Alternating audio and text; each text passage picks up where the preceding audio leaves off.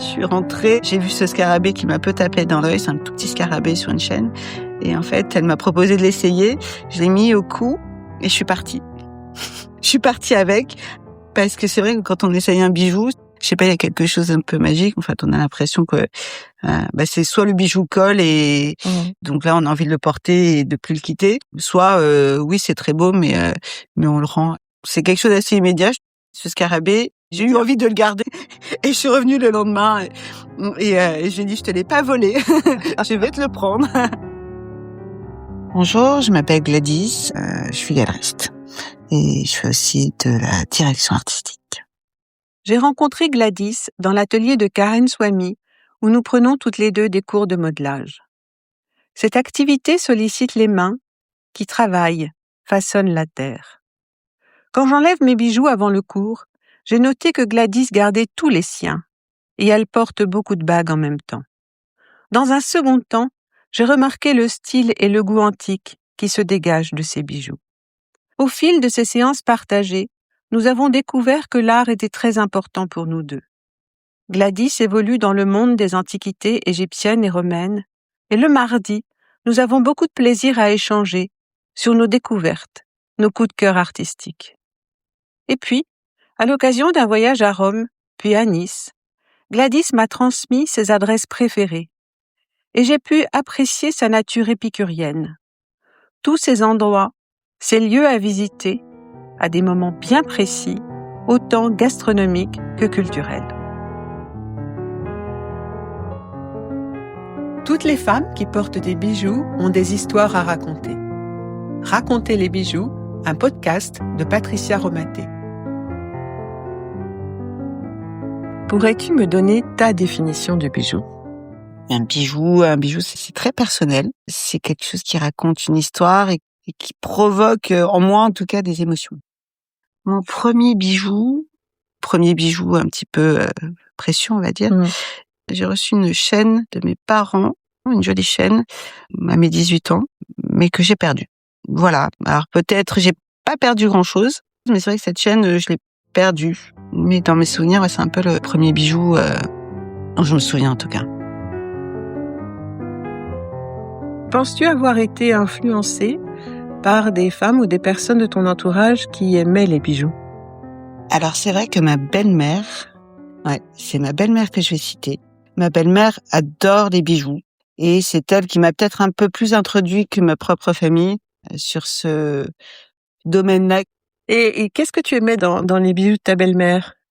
C'est une petite femme de taille qui portait, quand je l'ai connue, des bijoux assez voyants, mais elle hésitait pas à mettre un gros collier, des grosses bagues sur ses mains, des choses qui étaient visibles, mais qui faisaient aussi partie d'elle, en fait. Elle sortait jamais sans et c'était pour moi assez fascinant.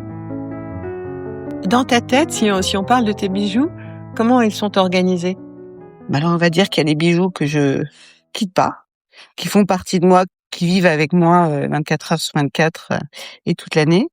Et après, il y a des bijoux que je sors pour les grandes occasions.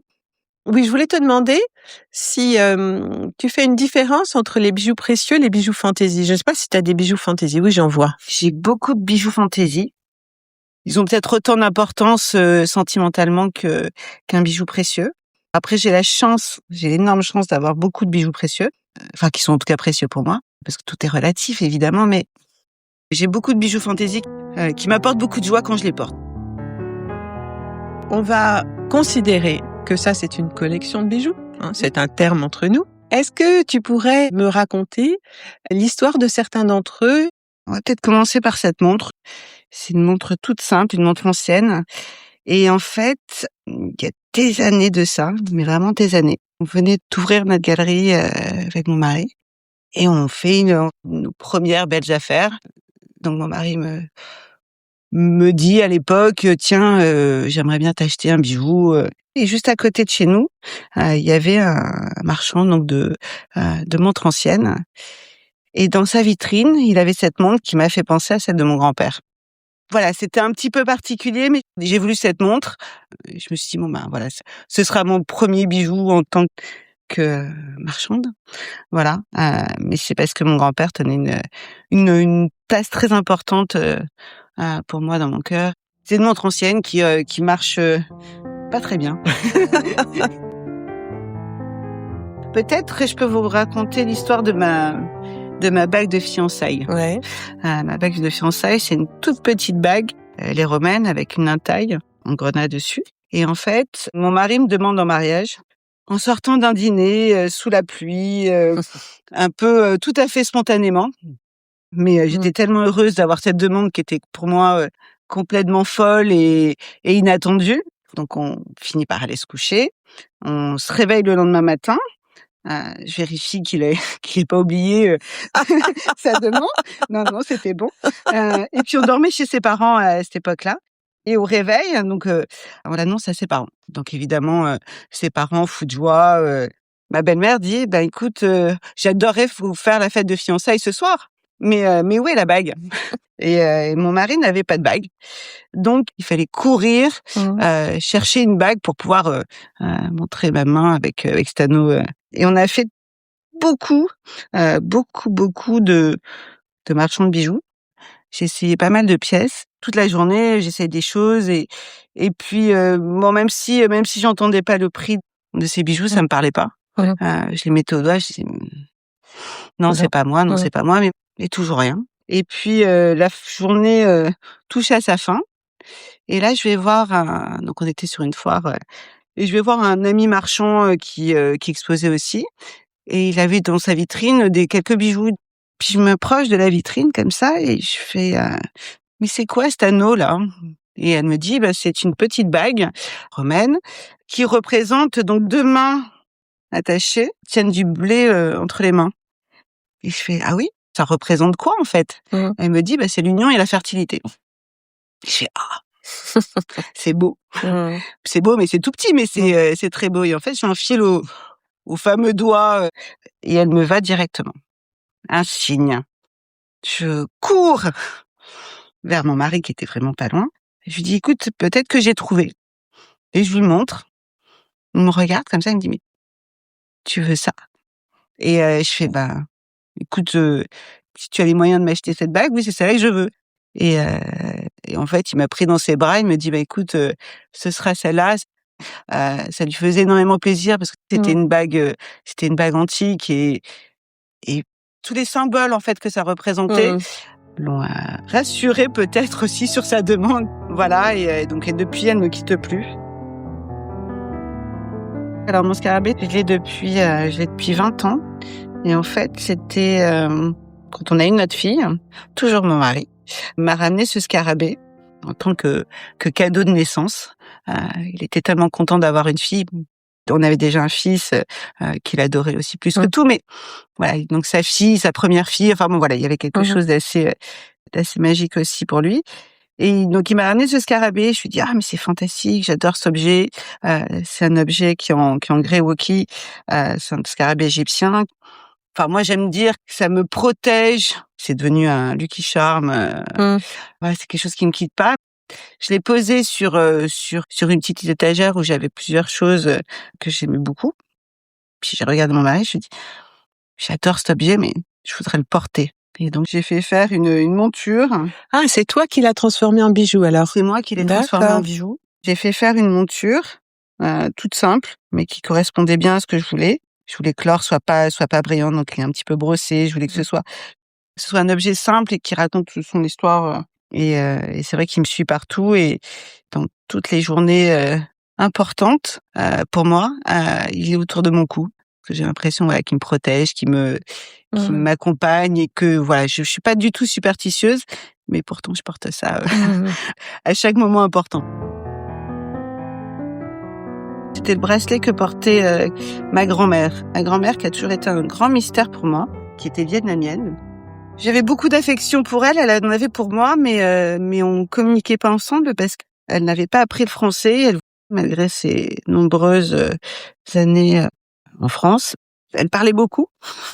Elle discutait beaucoup toujours avec ses enfants, avec ses amis et moi j'étais tout le temps avec mes grands-parents, donc d'où l'histoire de mon grand-père juste avant. Et c'était une femme qui pour moi avait pas d'âge. C'était une très belle femme, une très belle vietnamienne, toujours très apprêtée. Donc quand j'ai récupéré ce bracelet, j'étais assez contente. Et tu sais ce qu'il y a écrit sur les... Tu sais ce que ça veut dire? Non. Je ne sais pas si c'est... Je sais même pas si c'est vraiment un bracelet en or. Pour moi, c'est un bracelet important. Même si on communiquait pas, elle était très, très douce avec moi. Celle-ci, elle a été piquée à la galerie hier. Alors, tu peux la décrire? C'est une intaille également romaine. J'ai même pas regardé. Je l'ai empruntée hier à la galerie. Et t'as l'intention de la garder ou de la rendre ou tu ne sais pas? On verra. J'ai une histoire qui est mignonne aussi, attends. Je suis une fan de vieux films, on va dire. En fait, j'ai montré assez tôt à mes enfants ce film avec Audrey Hepburn, Breakfast at Tiffany. La fois où nous sommes allés à New York, pour la première fois avec les enfants, ils étaient tout petits encore, et on passe devant Tiffany, et là, mes deux petits, on grippe un peu leur père, et on dit, mais il faudra repasser, papa, genre comme un secret. Et en fait, ils sont en effet repassés sans moi. Ils ont sorti un petit peu leurs économies de leur poche et ils ont dit, mais papa, c'est l'anniversaire de maman bientôt. Elle adore ce film, donc elle adore Tiffany, donc il faut lui acheter quelque chose à Tiffany. Et ils m'ont acheté cette petite chaîne. Donc mon mari a dû évidemment compléter. C'est une petite chaîne. Et alors, qu'est-ce qu'il y a écrit? Et il y a écrit Love. Ah ben voilà. Oui. Voilà. Quand tu parles de tes bijoux, il y a quand même pas mal de bijoux aussi anciens, des bijoux romains. Finalement, il y a un moment où tes goûts pour la galerie rejoignent tes goûts à toi. Oui, alors j'ai jamais été très diamant, bijoux clinquants, grande marque.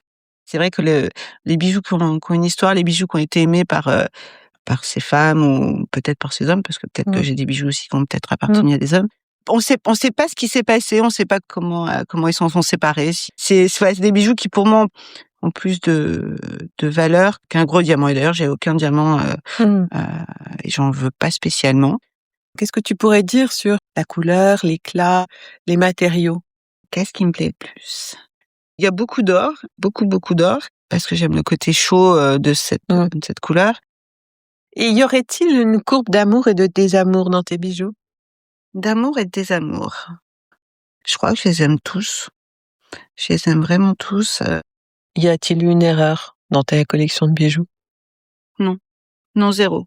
Là, c'est catégorique. Il y a pas d'erreur. Et on t'a volé des bijoux ou tu as perdu des bijoux? J'ai perdu il y a pas longtemps une boucle d'oreille. Mon ami Maxime, qui a une marque qui s'appelle Site Paris, et j'avais craqué, mais complètement craqué sur une paire de boucles d'oreilles. Et encore, mon gentil mari m'en avait fait cadeau. C'était une boucle d'oreille avec un lotus, et j'ai perdu bêtement cette boucle d'oreille, et j'en étais malade, mais vraiment malade. C'est vrai que il y a des bijoux qui me feraient plus de peine que d'autres, et c'est peut-être pour ça que je porte peut-être ceux qui me sont plus précieux tous les jours, parce que je me dis que s'ils sont sur moi, on peut pas me les voler, ce qui est pas vrai non plus. J'ai envie de penser, en fait, même si j'aimerais pas les perdre ou qu'on me les vole ou tout ça, mais que je pourrais quand même m'en séparer demain s'il y avait un souci, ou c'est plein de souvenirs, c'est plein d'histoires, mais c'est à la fois aussi c'est matériel, quoi. En dehors de la bague que tu as empruntée à la galerie hier, est-ce que tu as envie de bijoux particuliers? Est-ce que tu es en éveil tout le temps ou bien ce sont des histoires de rencontres? Comment ça se passe? Généralement, c'est des histoires de rencontres. J'ai pas d'envie particulière là pour le moment. J'ai pas fait une liste de Noël. Il y a ce bracelet-là, en fait, que je voulais absolument. C'est une manchette en argent, et c'est un bijou que j'avais vu il y a une vingtaine d'années. C'est la branchette Elsa Peretti, c'est ça? De Tiffany? Ouais. Exactement. Et je la regardais comme ça, un petit peu comme on louche sur une religieuse au chocolat un jour de régime. Et mais je pouvais pas du tout me l'offrir, et puis j'avais pas demandé non plus à mon mari de me l'offrir. Puis je l'ai oublié. Comme il y a des choses comme ça qu'on désire, et puis finalement, pas que ça nous passe, mais ça part dans un coin de notre tête. Et donc l'année dernière, mon mari me l'a offert, et j'étais tellement heureuse, parce que aussi ça signifie un petit peu, tiens, on a beaucoup travaillé toute notre vie, et maintenant voilà, quand on veut quelque chose, enfin pas n'importe quoi, mais on peut maintenant se l'offrir. 20 ans en arrière, c'était vraiment des bijoux que je rêvais de posséder et 20 ans plus tard, je l'ai et je suis très heureuse de l'avoir et puis c'est un bijou qui me va bien. Hop. Dans quelles occasions tu portes des bijoux? Je porte des bijoux tous les jours, des bijoux qui me quittent pas. Puis je les porte parce que je trouve que ça donne bonne mine. Pendant une époque, j'avais des bagues à tous les doigts. J'en ai un petit peu moins maintenant, mais j'en ai encore beaucoup pour une personne normale, on va dire. Voilà, j'ai un bracelet au poignet, j'ai toujours une chaîne au cou. Le matin, quand tu choisis tes bijoux, comment ça se passe? Généralement, je mets toujours les mêmes bijoux. Je change peut-être de boucles d'oreilles, parce que j'enlève quand même quelques bagues pour dormir, mais pas toutes. Mais certaines bagues que j'enlève, peut-être je me dis, tiens, celle-ci, je vais mettre celle-là. Ou si ça sortit pas mes tenues, je les assortis plutôt à ce que j'ai envie du jour ou à ce que je fais dans la journée. Donc voilà, si j'ai une journée importante, je vais mettre mon scarabée. Si j'ai un vernissage, si je suis un peu en représentation pour mon travail, là, je vais mettre un bijou un petit peu plus précieux, un petit peu plus voyant, on va dire. Voilà, pour peut-être me donner un petit peu plus Le statut, de je sais pas. statut, voilà, Ouais. peut-être. Et quand je suis en vacances, j'adore sortir mes petits bijoux fantaisie et me les mettre un petit peu partout, parce que même pour aller à la plage, j'aime bien avoir une petite paire de boucles d'oreilles, un petit bracelet. As-tu un point de vue sur le nombre de bijoux que tu peux porter en même temps? Non, non, parce qu'il m'est arrivé de sortir tel un présentoir à bijoux avec que 3 chaînes au cou, 10 bagues aux doigts et plusieurs boucles d'oreilles et voilà, c'était peut-être un peu too much, mais c'était mon envie du jour. Comme je peux sortir aussi également sans rien du tout et pas non plus me sentir nue Et penses-tu que certains bijoux puissent avoir une incidence sur tes gestes? complètement. J'ai des mains d'enfant, j'ai des mains pas belles, donc j'essaie toujours de les vernir, d'avoir une manicure à peu près correcte. Mais en fait, avec une bague, ça vraiment, ça habille. Voilà, ça habille cette main que j'aime pas spécialement, et qui me permet donc justement de pouvoir bouger. Ça a complètement une incidence sur mon attitude. Ça me donne de la confiance. Et ferais-tu des similitudes ou des différences entre la mode et le bijou? Oui. Dans quel sens? Je porte pas de bijoux à la mode. Oui. C'est pas mon truc. Je pense pas qu'il y ait vraiment de mode dans les bijoux, en fait. C'est pour ça que j'aime les bijoux anciens. Pour moi, c'est deux choses qui sont complètement différentes. Y aurait-il un lien entre ton humeur et les bijoux que tu vas choisir? Oui. Oui, il y a un lien forcément, parce que comme je te disais, par exemple, ce scarabée, c'est vrai que c'est une pièce qui me donne un petit peu de confiance. Dès que je le porte, je me dis que je vais passer une bonne journée. Je me dis que ce que je vais entreprendre dans la journée va réussir. Ou si je l'ai pas, si je le porte pas et que je passe une mauvaise journée, je me dis que c'était parce que je l'avais pas porté, quoi. Que penses-tu que tes bijoux disent de toi? Peut-être que ça me donne un petit côté gitane quand j'ai plein de bagues aux doigts et peut-être que les gens pensent que j'ai pas su choisir le matin quelle bague j'allais porter, donc je portais ma collection complète. Et tu pourrais sortir sans bijoux? Oui. Oui. Je pourrais sortir sans bijoux, complètement. Alors après, ça me ferait un petit peu bizarre parce que les doigts s'habituent vite aux bagues. Mon bracelet que je porte au poignet tout le temps, je joue quand même souvent avec, même quand je suis un peu nerveuse. Donc ça me manquerait un petit peu. Mais oui, je pourrais sortir sans bijoux. Alors après, je le dis, mais je le fais pas. Mais oui, j'ai envie de penser que je peux sortir sans bijoux. Quand tu regardes tes bijoux dans leur ensemble, que t'évoque-t-il? Après, peut-être une certaine réussite. Pas que ce soit un plateau avec des milliards dessus, mais j'ai une énorme chance de pouvoir posséder ces beaux bijoux et c'est un peu bête de parler de réussite, mais je dis toujours, ouais, s'il y a le feu chez toi, c'est ce que tu peux emporter rapidement, ou s'il y a une guerre, ou s'il y a c'est quelque chose qui peut se monnayer. Et donc je sais pas plus qu'une réussite, peut-être une sécurité. Penses-tu aussi à la transmission de tes bijoux? Oui, je pense beaucoup je pense beaucoup, non pas beaucoup, mais ma maman elle est pas très bijoux d'ailleurs. Porte elle aussi un joli collier au cou qui a son histoire, et elle a une petite boîte avec des choses, mais c'est pas quelque chose qui la définit, en tout cas, ses bijoux. Enfin, en tout cas, beaucoup moins que moi. Ma fille, elle, adore ses bijoux, donc comme sa grand-mère. Bon, là, mes enfants sont encore jeunes et je sais que ma fille me pique déjà des choses, mais je vérifie. Ouais, j'espère que que bientôt je vais pouvoir lui offrir un collier que j'ai beaucoup aimé, que j'ai beaucoup porté. Et je serais ravie de voir à son cou. Ma belle-mère, donc, pour mon mariage, m'a offert ce collier de perles, qui est aussi très symbolique parce que je l'ai très peu porté, mais c'est quand même aussi un collier que j'aime beaucoup. Et elle me l'a transmis parce que dans la tradition, je crois, la belle-maman offre un collier de perles à sa belle-fille et ça m'a beaucoup touchée. Voilà. C'était plus ce geste qui m'a touchée que le collier. Et ben, j'espère qu'un jour, je pourrais l'offrir à mon tour à ma belle-fille, si j'en ai une un jour. Comment tu définirais la valeur de tes bijoux?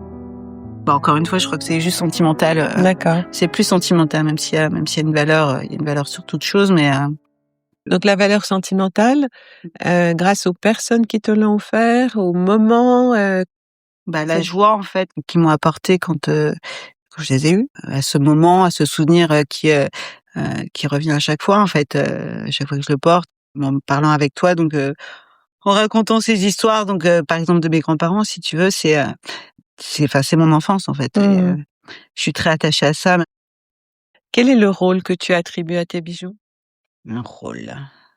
Ouais, quand je les porte, de m'apporter cette joie, de mettre ce joli collier à mon cou, de cette confiance que ça me donne en fait aussi peut-être.